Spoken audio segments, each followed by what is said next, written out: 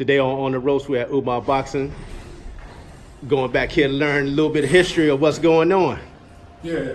How you doing, bro? I'm doing good. How about yourself today? I'm good. Well, this is the heart of Umar. The no hooks before books. This is the classroom where the kids come and do their studying because, first of all these kids aren't going to become professional boxers. You know, they ain't going to be rich and stuff like that. So we get them in a rich mindset, then there won't be no problem them seeking higher education after they finish school. You know, so we have certified school teachers during school year come in and help these kids with their math, reading, writing. If they need any help on the computers, we got these computers over here that's online. Anything that we can do to help these kids get along, that's what we try to do. And see, Umar is the Arabic word that means life.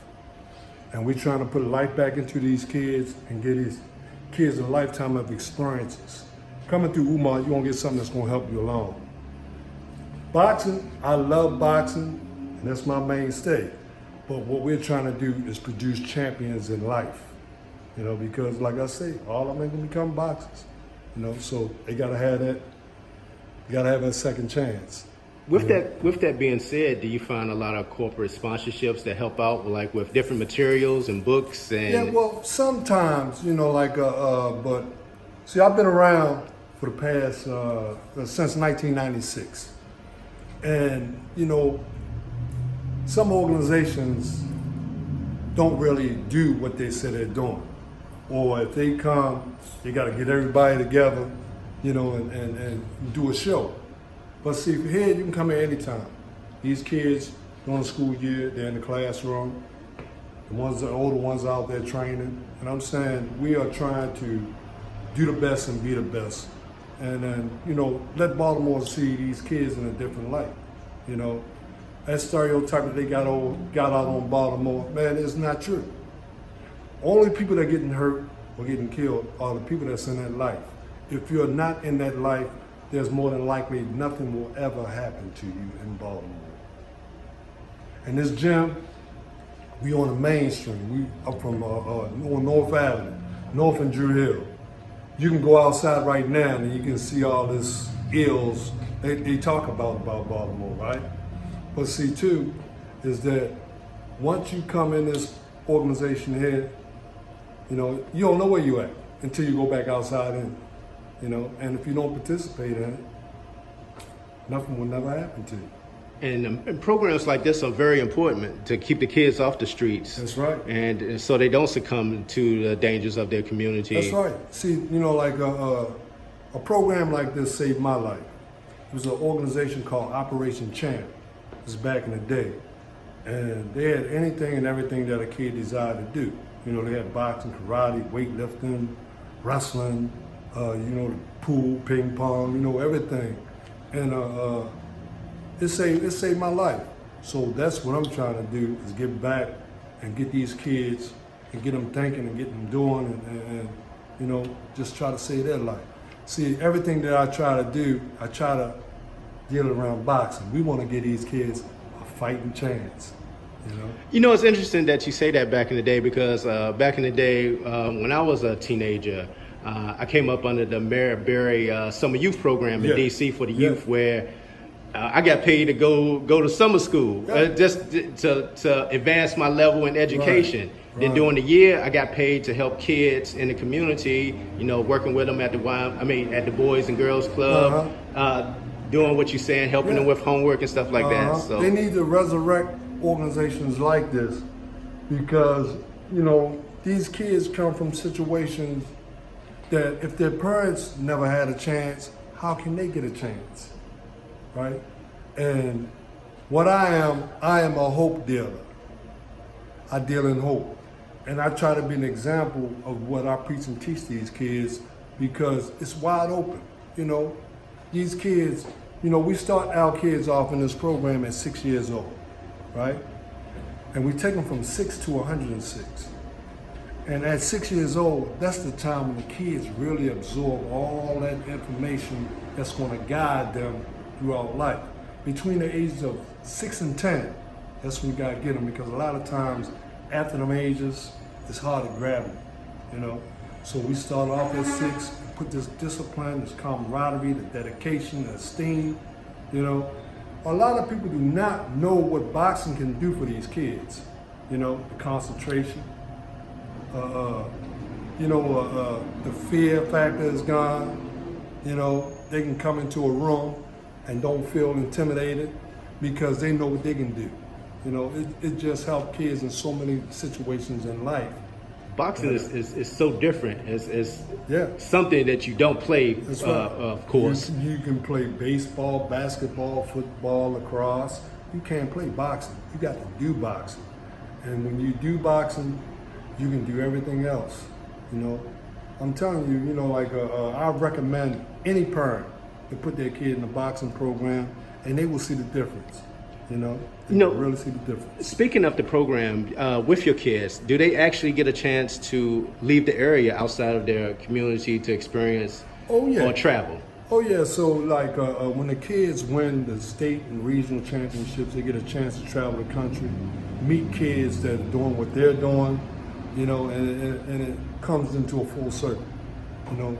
Just like I'm really proud of Tank, you know, because he stuck with it. See, I had a lot of kids that were good, but you know, the outside life really got them caught up, you know, and you know, he shows you that if you stick with it and do that hard work, you can get to reap the benefits and it'll pay off for you, you know. One organization I'm gonna ask you about, like with Under Armour, for example, with them being such a large staple within Baltimore, do you find them putting money out to help within the community and the different sports programs? We put on a fundraiser every year. It's called Boxing for Books, and Kevin Plank's brother, he has a brother named Scott Plank that has this company called I think Iron Horse or something like that. When we do that fundraiser, my board members are Bizzuto, the Bizzuto group. They do a lot of building, and they built Kevin Plank's brother, Scott Plank's, the Anthem House. And when they finish their products, we have a fundraiser on their site, so to show it off. So maybe this year, this September, we have another fundraiser, you know, and Under Armour sponsor, you know, because my board members are builders. A lot of the companies that they deal with, you know, they come to the fundraisers and support the fundraisers, you know. I wanted to get you also to talk about the rich history of boxing in Baltimore and the state of Maryland. Boxing has such a great boxing history, you know. I'm gonna keep ringing this man's name until I can't ring it no more. Now, a lot of people don't know that Baltimore had the first African-American world boxing champ, and his name was Joe Gaines. He grew up right on the other side of Pennsylvania Avenue, Argo Avenue and Hoffman Street, you know. And for real, that's the same area, the Sandtown area that Tank grew up in. Joe Gaines the first and Giovanni Tank Davis grew up in the same neighborhood. And, you know, that's something to really think about, you know. Do you think a lot of the young fighters know about their history? Nah, and they got to learn the history, you know. And the thing of it is, right, is that I'm in the Maryland Boxing Hall of Fame, and I'm part of that history, you know. Look, check this out. I have all the information on all the boxers that came out of Maryland.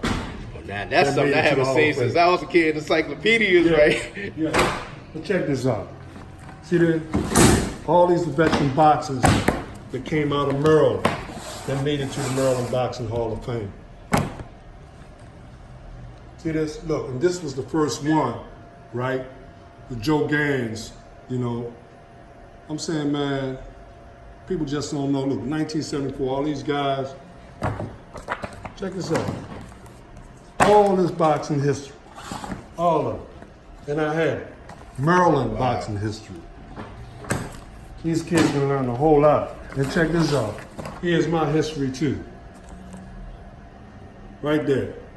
I was inducted in the Maryland Boxing Hall of Fame in 1996. There you go. 1996. And I'm saying they can learn this history and they can really appreciate boxing where they come from. You know, I talk about boxing all the time, you know, and there's a lot of people that's in boxing that don't know boxing, you know. But here's the history. And what I'm doing this fall is I'm gonna start an academic Olympic boxing history trivia challenge. We're gonna challenge all these other gyms on this Maryland boxing history. We have a contest to see who knows the most Maryland boxing history. So I'm putting together a format, and I'm gonna get it on. I'm gonna get it going, you know, because these kids need to know this local history. You know, they're missing out on a whole lot. And also one of the things that Umar Boxing does is on Wednesdays, which we're here today. Talk about right. that. Well, I partner with this organization called City Weeds. And up and down this North Avenue corridor, there's no nutritious markets. There's no markets. You know, you got all these little sub shops and chicken joints and everything like that. And there's not any healthy food out here for these kids and for the families. So every Wednesday, a guy named Dominic Nell, he runs City Weeds. He brings about maybe 1,500 pounds of fresh vegetable and fruit. We put some tables out and we give it away to the community. And we just got a new partner coming named Rico, right? God's given hand. And he brings non-perishable food, you know, for us to give to the community. And it's getting bigger and bigger. I'm telling you, once you see everything that's gonna happen, you're gonna really be impressed. You know, that's I gotta say that's very important to have in the community because, like you said, with the fast food and the unhealthy foods, that leads to you having diseases in your body, diabetes and hypertension, man. You know, it's just so renal much. failure, dialysis set up in most inner city neighborhoods. Yeah. So, you know, with the sweet teas with a bunch of sugar in it, right. The stuff that's not very healthy for us. Right. You know, we just got to be real about this, man. I'm saying when you get into boxing, you got to go in all aspects of it. Nutrition, fitness, the whole 9 yards. This is not a game. Your life is on the line every time you step into that ring. And you just got to realize that, you know, you got to have some kind of safety precaution. Just like, you know, we had a couple of boxers last week, or a couple weeks ago, that passed away. See, we just got to be a little more safe in the gyms, you know. We can't be doing all that crazy. We got to have some controlled boxing mat, you know, sparring, controlled sparring, where they work on technique. You know, if you want to hit something hard, hit on heavy back, you know, hit the mitts real hard, or something like that. But not realizing, even though we spar with these 16-ounce gloves, right, you're still getting hit hard. And we just got, as trainers, we just got to watch that and put a little more safety into it. Now, how does that work as far as within this, the realm of boxing, whereas in other sports, like in football, you get a concussion, you're out for a number period of time. Right. When it comes to the fight night, you don't know what that boxer's been through in training. He could have got concussions. You never know. And that's what happens. See, that's why I say you got to have some controlled sparring sessions, because a lot of times these guys get in there and try to show off. You get a sparring partner to come in, and he want to prove to everybody that he's better than the guy that he's working for. Mm-hmm. Right? That's why a lot of guys get put out of gyms. You know, like they'll come in and try to show off, and they'll tell them, "Look, we don't need you anymore." And they be wondering why. You know, you're in there trying to show off, man. This is the man that's making the money for everybody. You know, you can't hurt him.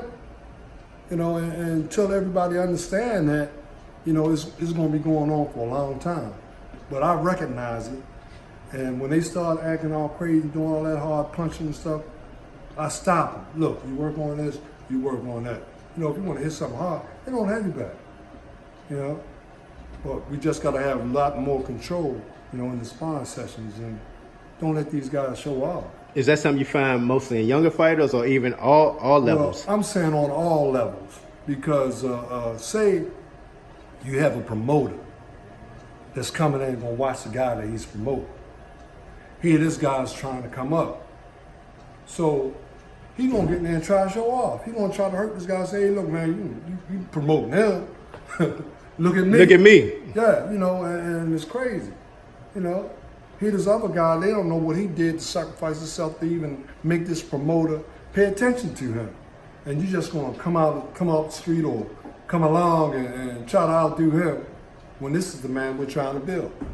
So we just got to have some kind of control factors in our gym.